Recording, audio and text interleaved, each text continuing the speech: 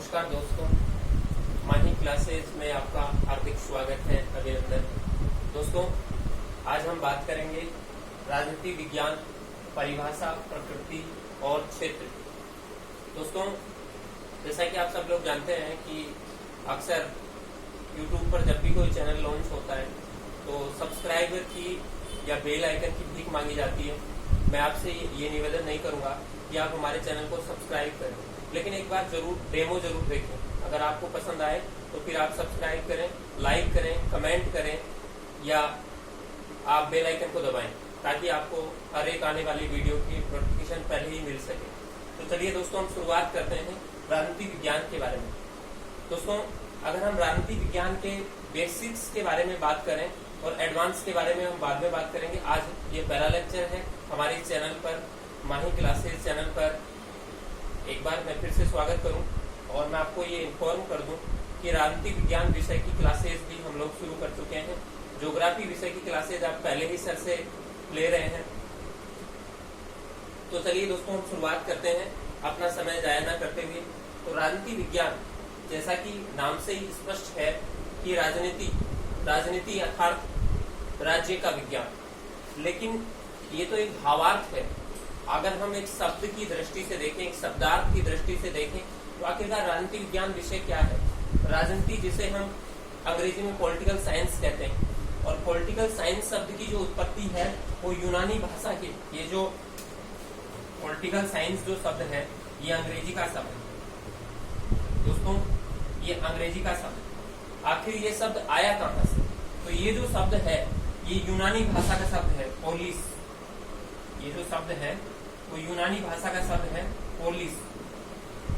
Police basically यूनानी भाषा का शब्द है। तो मैंने बताया आपको कि राजनीति, जिसको हम अंग्रेजी में पॉलिटिक्स कहते हैं, और पॉलिटिक्स शब्द की उत्पत्ति यूनानी भाषा के पोलिस शब्द से हुई है, जिसका अर्थ होता है नगर एवं राज्य। अब यहाँ पर नगर एवं राज्य से क्या मतलब है? नगर एवं राज्य से मतलब प्राचीन यूनानी नगर राज्यों से है। और यूनान के भी कौन से नगर राज्य? यूनान में अलग अलग प्रकार के छोटे छोटे राज्य हुआ करते थे, उनमें भी बेसिकली एथेंस और स्पार्टा से है, क्योंकि ऐसा माना जाता है कि राजनीति विज्ञान विषय की जो नींव थी वो यूनान के एथेंस और स्पार्टा से ही डली। इसलिए मुख्य रूप से राजनीति विज्ञान विषय की जो शुरुआत होती है वो भी एथेंस और स्पार्टा से ही होती है। चलिए दोस्तों, आगे बढ़े। अब देखिए, कुछ शब्द ऐसे होते हैं राजनीति विज्ञान विषय की शब्दावली में, कुछ शब्द ऐसे होते हैं जिनको विद्यार्थी समझ ही नहीं पाता, बेसिक्स को समझ ही नहीं पाता और एडवांस पर जाने की कोशिश करता है। तो हम हमारे चैनल पे बेसिक्स की बात कर रहे हैं आज। तो सबसे पहले एक शब्द आपने सुना होगा, राजनीतिक शास्त्र। राजनीतिक शास्त्र क्या होता है? देखिए दोस्तों, राजनीति विज्ञान विषय की जब शुरुआत हुई तो सबसे पहले इस विषय को जो नाम दिया गया वो राजनीतिक शास्त्र दिया गया, और ये शब्द गढ़ने वाले थे सुकरात। और इसके बाद में हमारे विषय को जो सब नाम दिया गया वो था राजनीतिक दर्शन। इस शब्द को गढ़ने वाले थे प्लेटो, और उसके बाद में एक शब्द मिला हमारे विषय को, वो मिला प्रॉपर राजनीति विज्ञान। और इन तीनों से मिलकर एक सिद्धांत का निर्माण हुआ जिसे हम राजनीतिक सिद्धांत कहते हैं। अब देखिए दोस्तों, मैंने आपको बताया कि राजनीतिक शास्त्र की शुरुआत सुकरात ने की, और राजनीतिक दर्शन की शुरुआत प्लेटो ने की, और राजनीति विज्ञान विषय की जो प्रॉपर शुरुआत मानी जाती है वो अरस्तु से मानी जाती है। अब यहाँ पर एक बहुत बड़ा सवाल खड़ा होता है कि क्या कारण है कि राजनीति विज्ञान विषय का जो जनक है वो अरस्तु को ही माना जाता है? अब देखिए, राजनीति विज्ञान विषय की शुरुआत तो सुकरात से हो गई। सुकरात ने, आपने कहानी सुनी होगी, बहुत बड़ी कहानी है, अभी इतना समय नहीं है कि वो पूरी कहानी बता सके, लेकिन आप सब जानते हैं, अगर आप राजनीति विज्ञान विषय के विद्यार्थी हैं और राजनीति विज्ञान विषय को आप पढ़ना चाहते हैं, जानना चाहते हैं, तो आपको ये पता होना चाहिए कि सुकरात ने जो विष का प्याला पिया, जो विष का प्याला सुकरात ने पिया था, उस विष के प्याले को पीकर सुकरात जो था वो एथेंस के लोगों के लिए एक प्रेरणा का स्रोत बन गया, और वहीं से इस विषय की शुरुआत हुई। लेकिन उस समय जो शब्द मिला था हमारे विषय को, राजनीतिक शास्त्र मिला था, क्योंकि केवल उस समय लोगों को ज्ञान था। शास्त्र से मतलब होता है ज्ञान से, तो उस समय केवल राजनीति का एक छोटा मोटा ज्ञान वहां के लोगों का था, और इसका जो इस ज्ञान का जो कारण बना वो बना था सुकरात। देन इसके बाद में आया प्लेटो। अब प्लेटो जो था वो सुकरात का शिष्य था। अब प्लेटो ने क्या किया, ये जो शास्त्र था इसको दर्शन, बहुत बड़ी बड़ी फिलोसॉफिकल बातें प्लेटो ने की। अब अपने गुरु की परंपरा को आगे बढ़ाया और इसने अपने गुरु की परंपरा को आगे बढ़ाया, लेकिन ये भी राजनीतिक जो विषय है उसको पूर्ण रूप से एक, जिसको हम कहें हैं कि एक विज्ञान की धारा में नहीं ला सका। और इसके बाद में आया अरस्तु। अरस्तु जो था वो प्लेटो का शिष्य था, लेकिन वो सुकरात और प्लेटो दोनों से असंतुष्ट था और उसने एक राजनीतिक विज्ञान विषय को एक नई दिशा दी। अब हम बात करें कि अरस्तु को राजनीतिक विज्ञान विषय का जनक क्यों कहते हैं, what is the reason behind it. अगर हम बात करें कि अरस्तु को आदर क्यों माना जाता है राजनीतिक विज्ञान विषय का, तो सबसे पहला एक शब्द आप देखिए विज्ञान। और विज्ञान के बारे में आप सब लोग जानते हैं कि विज्ञान किसे कहते हैं, जो विषय क्रमबद्ध एवं व्यवस्थित अध्ययन करता है वो विज्ञान कहलाता है। तो अरस्तु ने क्या किया, राजनीतिक विज्ञान विषय का क्रमबद्ध एवं व्यवस्थित अध्ययन किया। राजनीतिक विज्ञान विषय की क्रमबद्ध एवं व्यवस्थित अध्ययन की जो पद्धति थी उसकी शुरुआत की, इसलिए राजनीतिक विज्ञान विषय का जनक मानते हैं अरस्तु को। देन इसके बाद में आधुनिक राजनीतिक विज्ञान विषय आता है और आधुनिक राजनीतिक विज्ञान विषय का जो जनक माना जाता है वो मैकियावेली को माना जाता है। और इन तीनों से मिलकर एक सिद्धांत बनता है जिसे हम कहते हैं राजनीतिक सिद्धांत। आशा करता हूं कि ये कॉन्सेप्ट बहुत जटिल था, लेकिन हमने कोशिश की थी कि एक बहुत सारगर्भित तरीके से आपको बता सके। अब आगे अगर हम बात करें अरस्तु के बारे में, कुछ फैक्ट्स ऐसे हैं जो बेसिक रूप से एक विद्यार्थी को पता होना बहुत जरूरी है, क्योंकि हमारे विषय का जो फादर है, जो पिता है, अगर उसके बारे में हम जानकारी नहीं रखेंगे तो फिर हम विषय को कैसे जान पाएंगे। तो दोस्तों बात करें अगर अरस्तु के बारे में, तो ऐसा कहा जाता है कि अरस्तु न केवल राजनीतिक विज्ञान विषय का पिता था, जैसे आप लोग पढ़ते हैं कि बायोलॉजी का जो जनक है वो भी अरस्तु है, लेकिन वो एक अलग वे है। हमारा विषय का एक अलग वे है, क्योंकि हमारे विषय के अध्ययन के केंद्र में राज्य है। हमारे विषय के केंद्र में क्या है, राज्य। और वहाँ जो बायोलॉजी है उसके अध्ययन के विषय के केंद्र, जो केंद्र है वो है जीव है। तो हम यहाँ राज्य की बात कर रहे हैं, तो अरस्तु को राजनीतिक विज्ञान विषय का पिता कहा जाता है।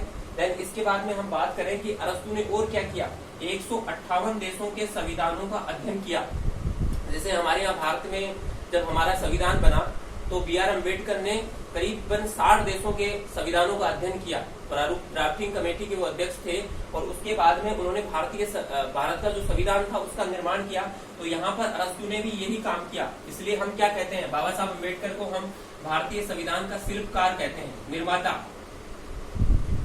भारतीय संविधान का शिल्पकार अम्बेडकर को इसीलिए कहा जाता है क्योंकि उन्होंने करीबन 60 देशों के संविधानों का अध्ययन किया और उसके बाद में एक सुंदर फूलों के अलग अलग फूल लेकर एक सुंदर फूलों का गुलदस्ता तैयार किया। वो था सुंदर फूलों का जो गुलदस्ता है वो भारतीय संविधान है। ऐसे ही अरस्तु ने 158 देशों के संविधानों का अध्ययन किया और उसके बाद में हमारे विषय को एक नाम दिया, वो था मास्टर साइंस यानी सर्वोच्च विज्ञान। ये कई बार ये जो सवाल है वो अधिकतर एग्जाम में पूछा जाता है कि अरस्तु ने राजनीतिक विज्ञान विषय को क्या नाम दिया, मास्टर साइंस। देन उसके बाद में अगर हम आगे बात करें तो देखिए, अगर हम राजनीतिक विज्ञान विषय के बेसिक्स को जान रहे हैं तो और कौन कौन से ऐसे विद्वान हैं, स्कॉलर हैं जिन्होंने हमारे विषय को लेकर कुछ टिप्पणियां की, उनमें दोस्तों एक प्रमुख है हर्बर्ट साइमन। हर्बर्ट साइमन को अगर हम पढ़ें तो एडमिनिस्ट्रेटिव में भी काफी रोल है हर्बर्ट साइमन का। लेकिन अगर हम बेसिकली पॉलिटिकल साइंस विषय को लेकर बात करें हर्बर्ट साइमन की, तो इनकी दो फेमस बुक्स हैं। अरस्तु की एक फेमस बुक्स है दोस्तों पॉलिटिक्स, जो अक्सर पूछी जाती है कई बार एग्जाम में। और अगर हम हर्बर्ट साइमन की बात करें तो इनकी दो फेमस बुक्स हैं, उनके नाम आप याद कर लीजिएगा, एडमिनिस्ट्रेटिव बिहेवियर और सेकंड है पॉलिटिकल सोशियोलॉजी। अधिकतर एग्जाम में ये दोनों ही बुक्स वैसे फेमस हैं, लेकिन पॉलिटिकल सोशियोलॉजी और भी ज्यादा फेमस है जो अधिकतर एग्जाम में पूछी जाती है।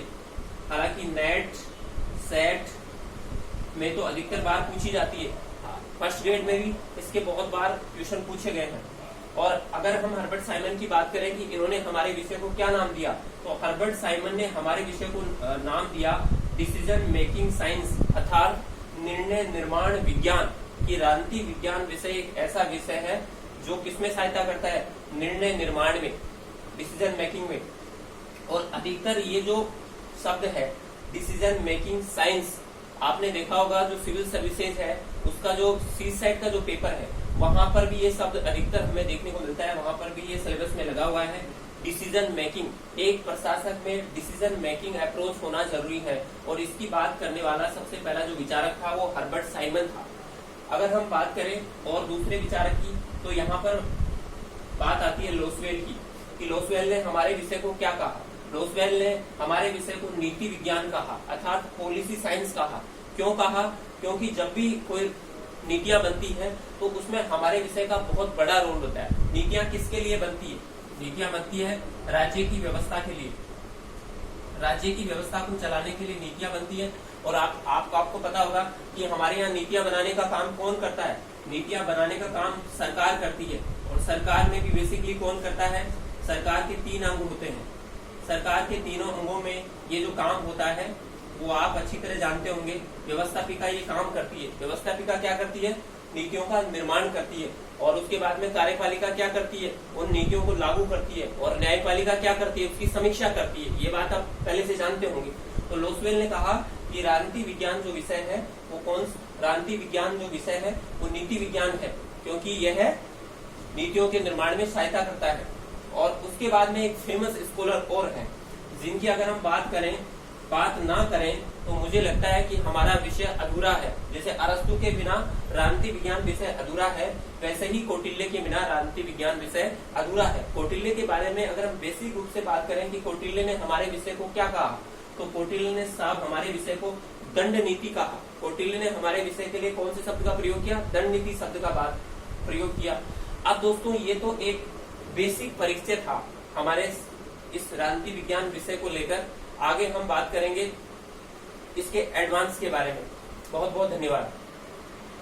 राजनीति विज्ञान के जनरल इंट्रोडक्शन के बारे में चर्चा की थी और मैं आपको बता रहा था कि राजनीति विज्ञान परिभाषाएं, प्रकृति एवं क्षेत्र। तो राजनीति विज्ञान का एक जनरल इंट्रोडक्शन मैंने आपको उससे अवगत करवाया।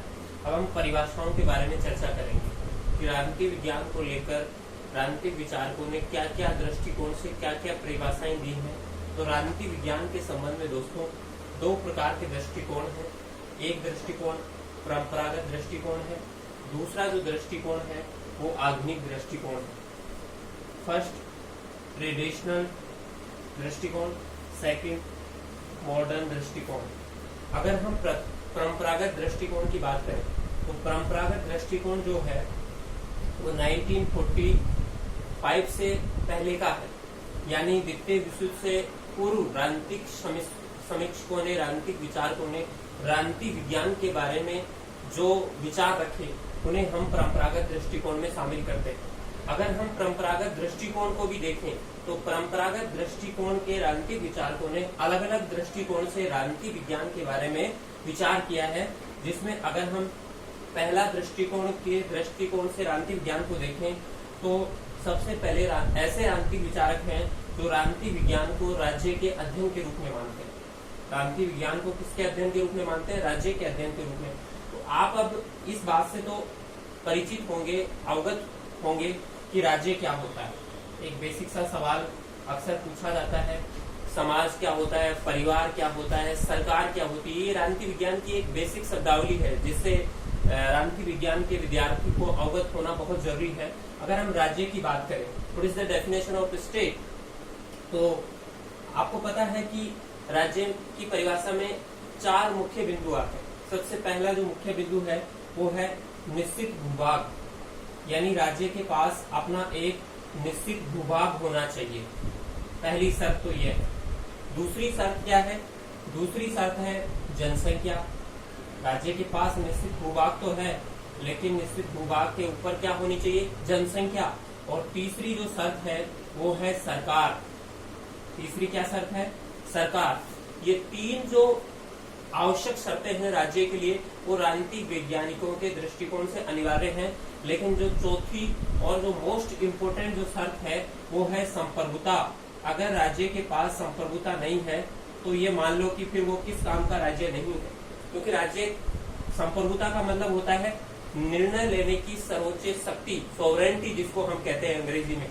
तो आप ये जान लीजिए कि राज्य का मतलब है जिसके पास निश्चित भूभाग है, जनसंख्या है, सरकार है और संप्रभुता है, वो राज्य है।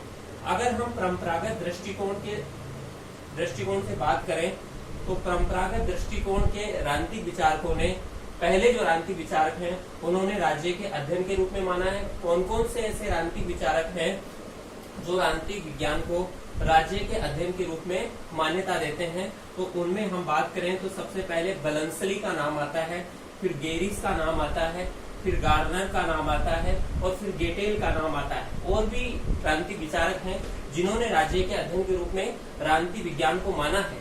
लेकिन मोस्ट जो इम्पोर्टेंट जो एग्जाम के दृष्टिकोण से जो पूछा जाता है वो यही है। और इसमें भी गार्नर की अक्सर एक परिभाषा बहुत चर्चा में रहती है, कई बार नेट में पूछा गया है। यहाँ से ये सवाल नेट में ये सवाल कई बार पूछा गया है, फर्स्ट ग्रेड में पूछा गया है कि राजनीतिक शास्त्र का आरंभ और अंत राज्य के साथ होता है। ये जो विचार था वो किसका था? ये गार्नर महोदय का था। इसलिए आप इसे याद कर लीजिए, ये बहुत मोस्ट इम्पोर्टेंट है। अगर हम परंपरागत दृष्टिकोण में दूसरे तरह के राजनीतिक विचारकों को देखें जिन्होंने राजनीतिक विज्ञान को राज्य के अध्ययन के रूप में ना मानकर सरकार के अध्ययन के रूप में मान्यता दी है। और दोस्तों, राज्य की हम चर्चा कर चुके हैं। अब सरकार क्या होती है, ये भी एक बहुत अहम सवाल है। अब कई लोग ऐसे होते हैं जो राजनीतिक विज्ञान विषय के अपने आप को विचारक मानते हैं, लेकिन ना तो वो राज्य से परिचित होते हैं ना ही सरकार से। तो राज्य से तो मैंने आपका परिचय पहले करवा दिया। अब हम बात करेंगे सरकार के बारे में कि सरकार क्या होती है। देखिए दोस्तों, सरकार जो होती है, आखिर हमारे यहाँ सरकार से मतलब क्या है? सरकार वो होती है जो राज्य की जो इच्छा होती है, राज्य की क्या होती है? इच्छा होती है। इस राज्य की इच्छा को मूर्त रूप देने वाली जो होती है वो क्या होती है? सरकार होती है। राज्य की इच्छा को मूर्त रूप देने वाली संस्था कौन है? सरकार है। लेकिन हमारे यहाँ भारत में सरकार से मतलब क्या है? सरकार से मतलब है व्यवस्थापिका से। सरकार से मतलब है व्यवस्थापिका से, सरकार से मतलब है कार्यपालिका से, सरकार से मतलब है न्यायपालिका से। यानी जब जब आपके सामने ये शब्द आए कि सरकार क्या होती है, तो आप सीधे ही समझ जाएंगे कि सरकार का मतलब है जो राज्य की इच्छा को कानून के रूप में क्या देती है? मूर्त रूप देती है, वो संस्था सरकार होती है। लेकिन हमारे यहाँ भारत में सरकार से मतलब व्यवस्थापिका, कार्यपालिका और न्यायपालिका से भी है। लेकिन आजकल एक शब्द बहुत ट्रेंड में चला हुआ है, मोदी सरकार। ये शब्द ट्रेंड में चला हुआ है।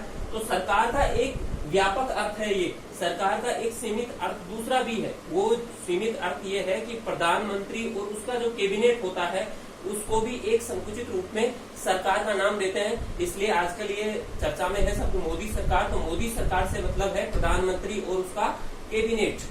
अब अगर हम आगे बढ़े और बात करें कि सरकार के अध्ययन के रूप में जो राजनीतिक विचारक राजनीतिक विज्ञान को मान्यता देते हैं उनमें कौन कौन प्रमुख है? उनमें है पॉल जेनेट, फिर सेकंड हम बात करें लिकोक और थर्ड है सिले। आप याद कर लीजिएगा, इनमें से सीधे सीधे सवाल इस तरीके से उठकर आते हैं कि कौन से निम्नलिखित कथनों पर विचार करिए और उनमें ये कथन देगा कि राज्य के अध्ययन के रूप में राजनीतिक विज्ञान को मान्यता देने वाले विचारक निम्नलिखित में से कौन से हैं।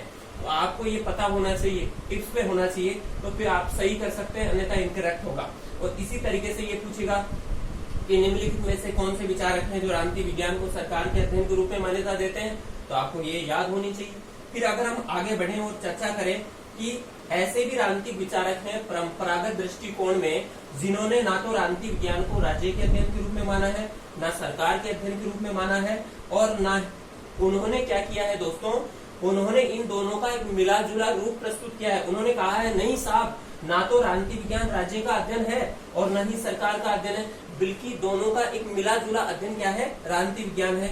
इसलिए तीसरे परंपरागत दृष्टिकोण में तीसरे प्रकार के राजनीतिक विचारक वो विचारक हैं जो राजनीतिक विज्ञान को राज्य और सरकार का मिला जुला अध्ययन मानते हैं, यानी राज्य और सरकार के अध्ययन के रूप में मान्यता देते हैं। इनमें प्रमुख जो नाम है वो है R.N. गिलक्राइस्ट महोदय और डिमॉक महोदय। फिर अगर हम आगे बढ़े और चर्चा करें तो कुछ ऐसे राजनीतिक विचारक भी हैं जो राजनीतिक विज्ञान को राज्य, सरकार और व्यक्ति के अध्ययन के रूप में मान्यता देते हैं। इनमें कौन महत्वपूर्ण है? लोस्की और हरमन टेलर, ये नाम इंपॉर्टेंट है। अब देखिए दोस्तों, मैंने आपको राज्य के बारे में बताया, मैंने आपको सरकार के बारे में बताया, लेकिन ये तीसरा जो अहम बिंदु है व्यक्ति, आखिरकार व्यक्ति के अध्ययन के रूप में मान्यता क्यों दिया इन्होंने? अब आप देखिए, अब आप हमारे इस थोड़े से ट्रेंड को समझिए। सबसे पहले जब हमारे यहाँ इस सृष्टि की उत्पत्ति हुई तो उस समय जीव अस्तित्व में आया, और जीव में भी आपने देखा मानव का अलग अलग कालखंडों में अलग अलग रूप में विकास हुआ और फिर एक परफेक्ट मैन का विकास हुआ। और व्यक्ति के बाद में आपने देखा, व्यक्ति के बाद में हमारा परिवार आया और परिवार के बाद में फिर समुदाय का विकास हुआ और समुदाय के विकास के बाद में फिर राज्य का विकास हुआ और राज्य में किसका विकास हुआ? सरकार का विकास हुआ ना। तो इन सबके केंद्र में राज्य, सरकार, परिवार, समुदाय, इन सबके जो केंद्र में है, जो इनका जो मूल आधार है वो कौन है? व्यक्ति। इसलिए व्यक्ति इंपोर्टेंट है, इसलिए उन्होंने राजनीति विज्ञान को किसके अध्ययन के रूप में मान्यता दी है? राज्य, सरकार और व्यक्ति के अध्ययन के रूप में। इनमें प्रमुख कौन है वो मैंने आपको बता दिया। ये तो था हमारा परंपरागत दृष्टिकोण। अब जरा आगे बढ़े और देखें आधुनिक दृष्टिकोण क्या बात करता है। तो सब आधुनिक दृष्टिकोण में कौन से राजनीतिक विचारक हैं, उनके क्या क्या दृष्टिकोण है। अगर आपने देखा कि 1945 के बाद में क्या हुआ? 1945 के बाद में द्वितीय विश्व युद्ध समाप्त हो चुका था। दुनिया दो ध्रुवों में बढ़ चुकी थी, एक तरफ अमेरिका था, एक तरफ रसिया था। तो उसके बाद में क्या हुआ? राजनीति विज्ञान में क्या कुछ ट्रेंड आया? तो इसके बाद में जो ट्रेंड आया उसे हम आधुनिक दृष्टिकोण कहते हैं। और आधुनिक दृष्टिकोण में क्या है दोस्तों? आधुनिक दृष्टिकोण के जो विचारक हैं वो सबसे पहले राजनीति विज्ञान को मानवीय क्रियाओं के अध्ययन के रूप में क्या देते हैं? मान्यता देते हैं। अब मानवीय क्रियाएं क्या होती है साहब? मानव है तो मानव क्या करता है? अलग अलग प्रकार की क्या करता है? खाना, पीना, सोना, उठना, बैठना, ये सब क्या है? क्रियाएं हैं। लेकिन राजनीति विज्ञान में खाना, पीना, सोना, उठना, बैठना इनका अध्ययन नहीं होगा। राजनीति विज्ञान में मानव कहाँ रहता है? परिवार में रहता है, समुदाय में रहता है, राज्य में रहता है, सरकार में रहता है। भाई चुनकर जाएगा तो किस में जाएगा? सरकार में जाएगा। तो सरकार में जाएगा तो क्या करेगा? नीति निर्माण करेगा। तो वो जो नीति निर्माण करेगा ये सब उसकी क्या है? क्रियाएं हैं। तो इसलिए इन्होंने किसके रूप में मान्यता दी? मानवीय क्रियाओं के अध्ययन के रूप में। और इसमें जो प्रमुख जो विचारक है वो बेनेडिक्ट डी जुवेनेल है। सेकंड अगर हम बात करें तो बहुत ही मोस्ट इंपोर्टेंट विचारक है वो है कैटलिन।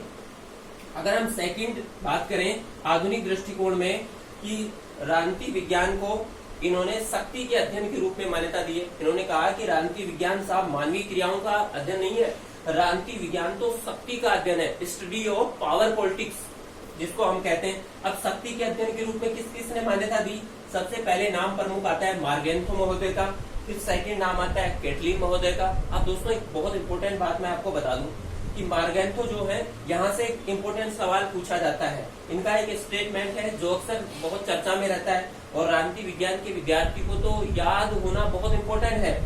इनका जो कथन है वो ये है कि अंतर्राष्ट्रीय राजनीति शक्ति के लिए क्या है? संघर्ष है। आप देखिए थोड़ा सा अगर चर्चा करें कि अंतर्राष्ट्रीय राजनीति शक्ति के लिए संघर्ष कैसे है। अब चाइना और भारत के बीच कॉन्फ्लिक्ट चला हुआ है, उधर ईरान और अमेरिका के बीच में कॉन्फ्लिक्ट चला हुआ है और हर एक देश अपने क्या बढ़ाना चाहता है? शक्ति बढ़ाना चाहता है। और ये सब प्रक्रिया किसमें घटित हो रही है? अंतर्राष्ट्रीय राजनीति में, भारतीय राजनीति में नहीं, अंतर्राष्ट्रीय राजनीति में। तो इन्होंने कहा कि अंतर्राष्ट्रीय राजनीति क्या है? शक्ति के लिए संघर्ष है। और फिर कैटलिन महोदय ने इनका ये स्टेटमेंट अक्सर पूछा गया है, ये नेट में पूछा गया है, नेट में बहुत बार पूछा गया है। और फिर आप देखिए कैटलिन महोदय, इन्होंने राजनीति विज्ञान को, जैसे हम कल बात कर रहे थे ना कि हम बात कर रहे थे कि कैटलिन जो महोदय हैं उन्होंने राजनीति विज्ञान को शक्ति का विज्ञान कहा है। मैंने आपको बताया था कि अरस्तु ने राजनीति विज्ञान को सर्वोच्च विज्ञान कहा है, लोसवेल ने क्या कहा है, हर्बर्ट साइमन ने क्या कहा है, निर्णय निर्माण का विज्ञान किसने कहा है, ये मैंने आपको बताया था, नीति विज्ञान किसने कहा है, ये मैंने आपको बताया था। तो वैसे ही कैटलिन ने क्या कहा है? शक्ति का विज्ञान कहा है। ये स्टेटमेंट भी कई बार पूछा गया है नेट में, तो इसलिए भी ये भी बहुत मोस्ट इम्पोर्टेंट है। अगर हम आगे बात करें तीसरे प्रकार के दृष्टिकोण, आधुनिक दृष्टिकोण में तीसरे प्रकार के राजनीतिक विचारकों की, जो राजनीति विज्ञान को ना तो मानवीय क्रियाओं का अध्ययन मानते हैं, ना शक्ति का अध्ययन मानते हैं, बल्कि वो कहते हैं कि राजनीति विज्ञान जो है राजनीतिक व्यवस्था का अध्ययन है, पॉलिटिकल सिस्टम का अध्ययन है। अब राजनीतिक व्यवस्था क्या है? एक अलग सा एक सेपरेट टॉपिक आता है राजनीति विज्ञान में, राजनीतिक विकास और व्यवस्था।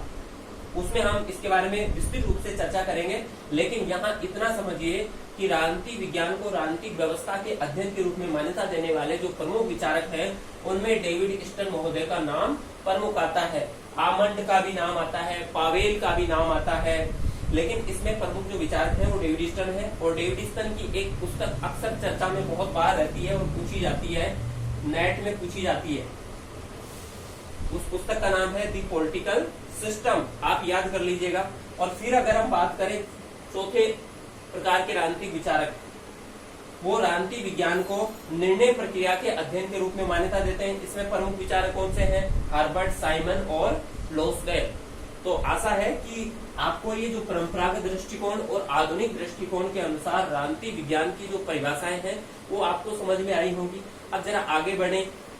अब हम परिभाषाओं के बाद में हम इन दोनों में अंतर करें कि what is the difference between traditional and modern approach of political science. परंपरागत और आधुनिक दृष्टिकोण के बीच में क्या अंतर है। अगर दोस्तों हम परंपरागत दृष्टिकोण को देखें तो परंपरागत दृष्टिकोण जो है वो संकुचित परिप्रेक्ष्य में राजनीति विज्ञान का अध्ययन करता है। अब आप कहेंगे कि संकुचित परिप्रेक्ष्य में कैसे अध्ययन करता है? क्योंकि वो राजनीति विज्ञान का अध्ययन केवल राज्य, सरकार और व्यक्ति के अध्ययन के रूप में करता है, बल्कि राजनीति विज्ञान केवल राज्य, सरकार और व्यक्ति का अध्ययन थोड़ी है। राजनीति विज्ञान के अध्ययन में ये सारी प्रक्रियाएं क्या होती हैं? शामिल होती हैं। इसलिए ये कैसा दृष्टिकोण है? संकुचित दृष्टिकोण या परिप्रेक्ष्य से अध्ययन करता है। लेकिन वहीं जो आधुनिक राजनीति विज्ञान है वो संकुचित दृष्टिकोण से अध्ययन नहीं करता। वो राजनीति विज्ञान का एक विस्तृत परिप्रेक्ष्य में क्या करता है? अध्ययन करता है। विस्तृत परिप्रेक्ष्य में कैसे? मानवीय क्रियाओं का भी अध्ययन मानता है, शक्ति का भी अध्ययन मानता है, राजनीतिक व्यवस्थाओं का भी अध्ययन मानता है, निर्णय प्रक्रिया का भी अध्ययन मानता है। तो ये राजनीति विज्ञान को एक ब्रॉड रूप देता है। इसलिए इन दोनों में बेसिक डिफरेंस ये है कि जहां परंपरागत दृष्टिकोण संकुचित परिप्रेक्ष्य में अध्ययन करता है, वहीं आधुनिक राजनीति विज्ञान विस्तृत परिप्रेक्ष्य में अध्ययन करता है। अगर हम सेकंड अंतर के बारे में बात करें तो परंपरागत राजनीति विज्ञान केवल औपचारिक अध्ययन की बात करता है, फॉर्मल स्टडी के बारे में बात करता है कि राजनीति जो विज्ञान है वो केवल राज्य, सरकार और व्यक्ति का आप अध्ययन कर रहे हैं तो ये केवल फॉर्मल स्टडी है। संस्थाओं का आप अध्ययन कर रहे हैं तो ये फॉर्मल स्टडी है। बल्कि आधुनिक राजनीति विज्ञान केवल औपचारिक अध्ययन ही नहीं करता, वो अनौपचारिक अध्ययन भी करता है। अनौपचारिक अध्ययन कैसे करता है साहब? मानवीय क्रियाएं क्या कोई संस्था है क्या? जी नहीं। इसलिए मानवीय क्रियाएं कोई संस्था नहीं है। फिर अब निर्णय प्रक्रियाएं कोई संस्था नहीं है, तो इसमें ये शामिल हुआ। इसका मतलब ये केवल औपचारिक तक ही सीमित नहीं है, ये अनौपचारिक है। इसलिए इसमें दूसरा अंतर यह है। तीसरा, अगर हम बात करें कि परंपरागत राजनीति विज्ञान जो है वो आदर्श के बारे में बात करता है कि ऐसा होना चाहिए, वो क्या है उसकी नहीं बात करता, वो बात करता है कल्पना लोक की बात करता है। इसलिए ये एक आदर्शवादी दृष्टिकोण है। और आधुनिक जो राजनीति विज्ञान है वो बात करता है यथार्थ की कि क्या है, तो इसलिए ये एक यथार्थवादी दृष्टिकोण है।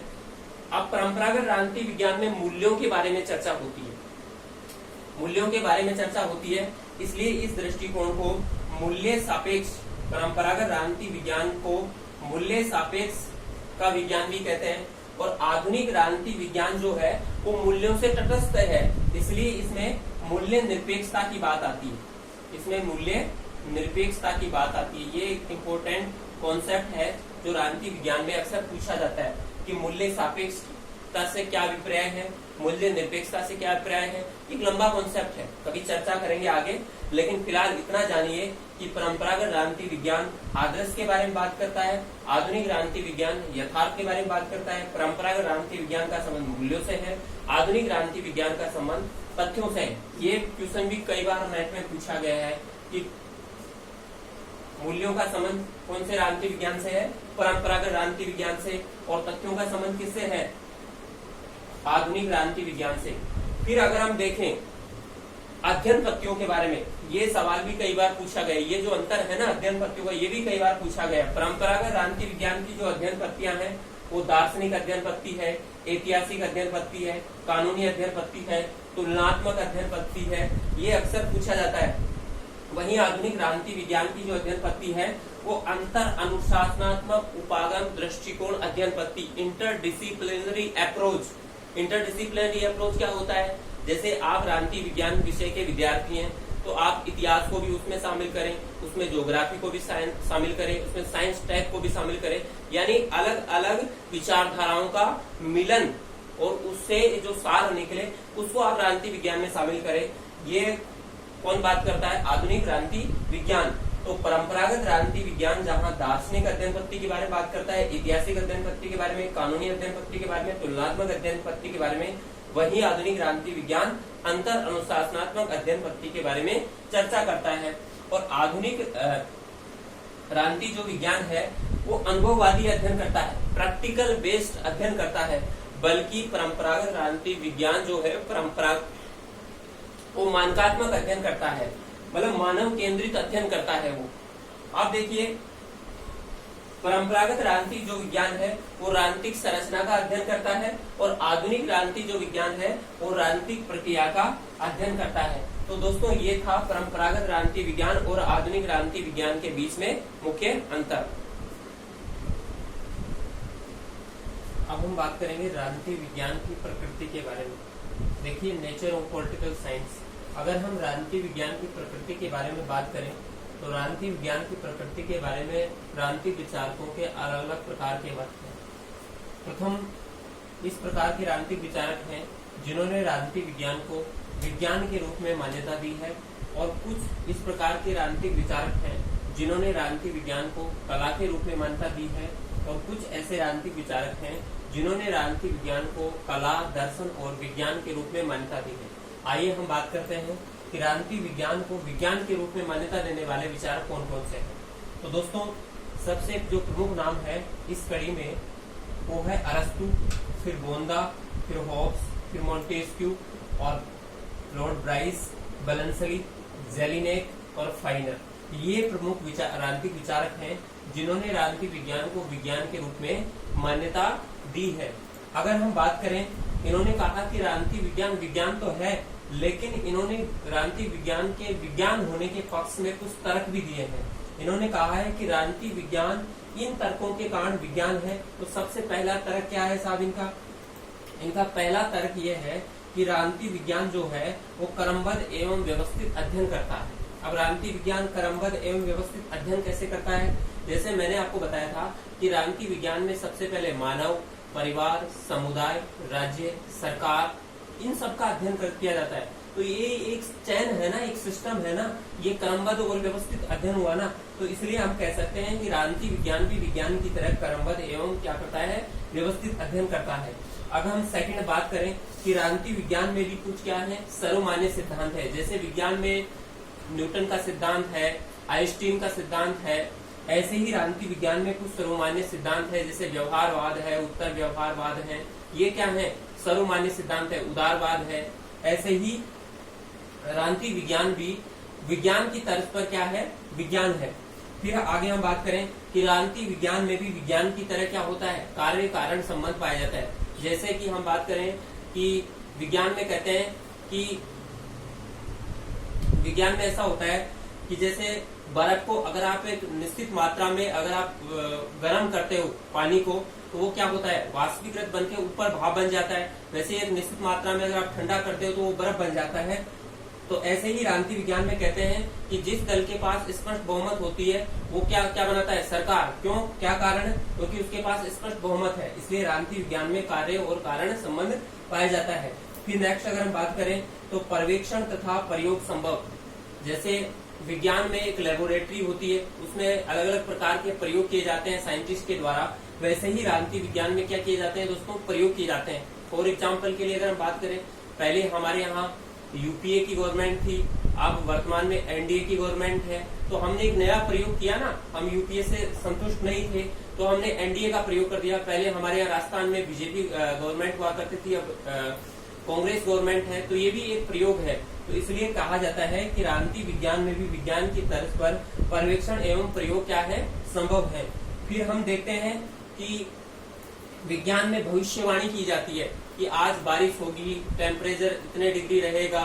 ऐसे ही राजनीति विज्ञान में पहले से ही एग्जिट पोल आते हैं कि इस दल की सरकार बनने वाली है। ये क्या है, ये भविष्यवाणी तो है।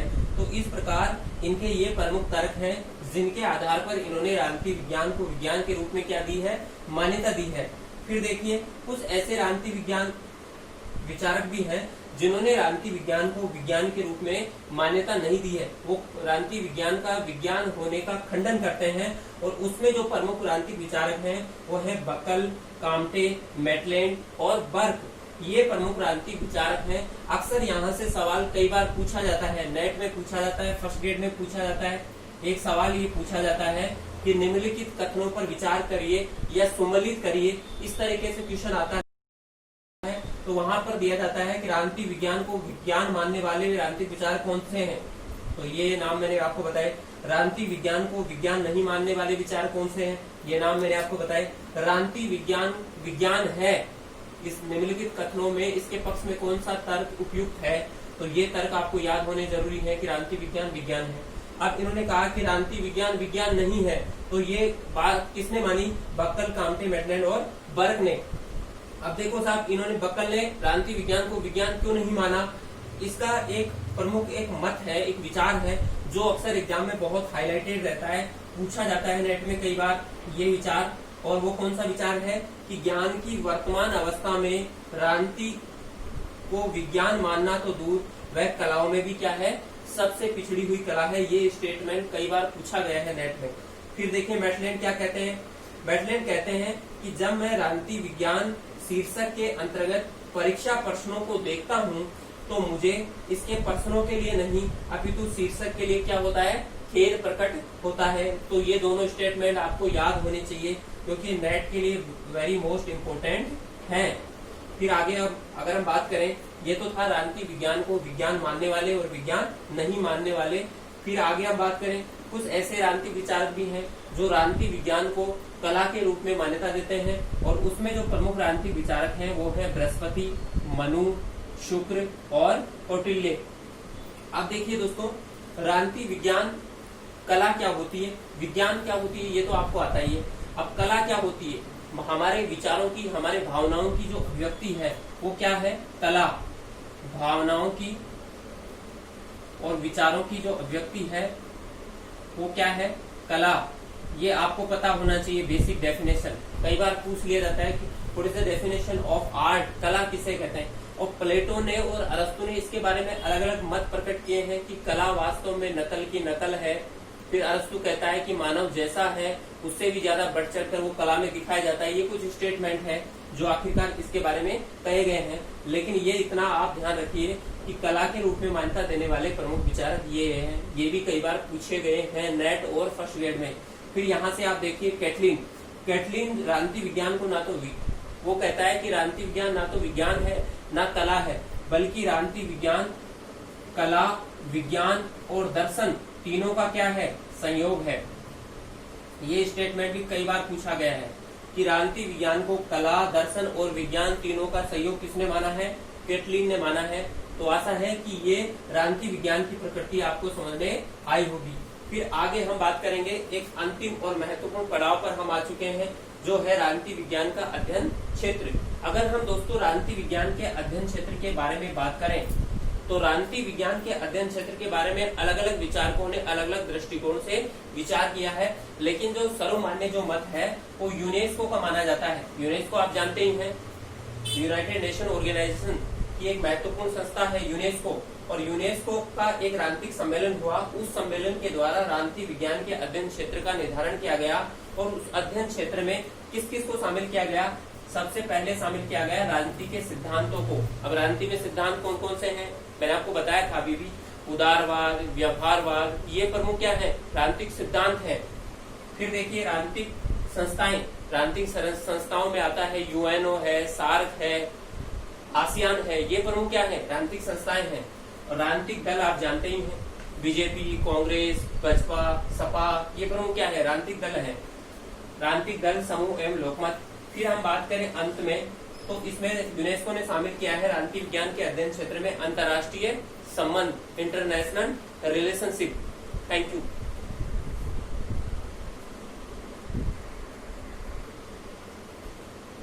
दोस्तों, अभी तक हमने इस लेक्चर में बात की राजनीति विज्ञान के जनरल इंट्रोडक्शन के बारे में।